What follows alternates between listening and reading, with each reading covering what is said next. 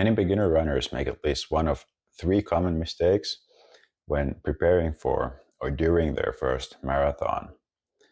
They're pretty subtle. You can make them easily if you're not careful, and they can leave you walking for the last 10K or even injured and missing out on what you like doing the most, running. But they can be pretty easily avoided if you're focusing on a few key things. And in this video, I'm going to walk you through how you can avoid making these mistakes and finish your races feeling strong and proud. Mistake number one is starting your race too fast. I know when you're on the starting line and you get an adrenaline spike, buzzing with energy, and you know you have a good solid training block behind you and you want to run a good time, maybe even set a PR, but then you start too fast and you burn through all of your glycogen too soon. Glycogen is your energy source. And then you hit the wall hard. And that means you may have to walk the last 10K or even the second half of the race, which is going to be an excruciating battle. So you want to avoid that. And the best way to do that is to know what you're capable of. Have a realistic goal or target finishing time, and then starting conservatively, especially if it's your first race. This goes for half marathons too and other distances, 10Ks, any long distance events really. And you want to start conservative.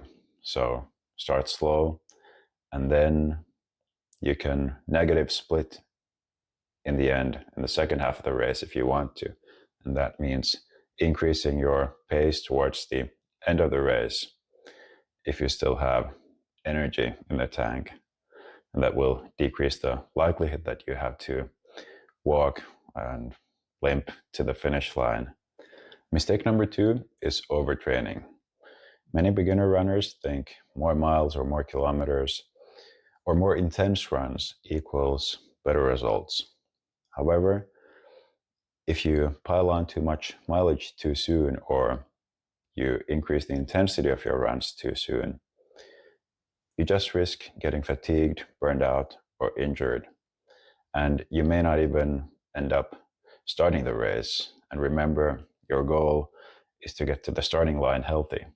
The solution, or one possible solution, is to follow polarized training.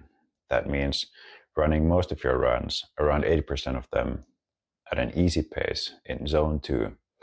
That means around 60 to 70% of your maximum heart rate, or if you don't have a heart rate monitor, keeping the pace at a conversational level so that you can speak in full sentences during your run.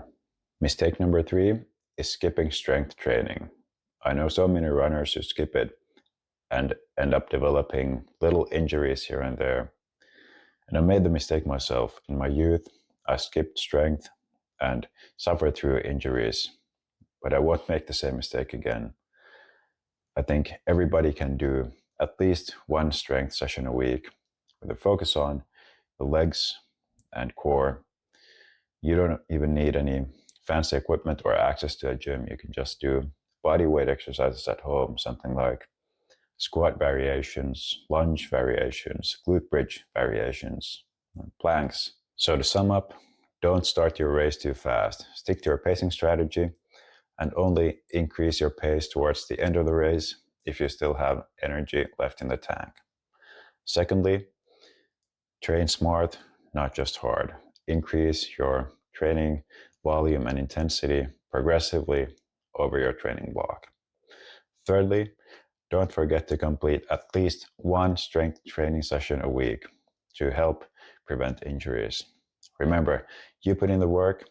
Don't let these simple mistakes get in the way of finishing your race strong and proud.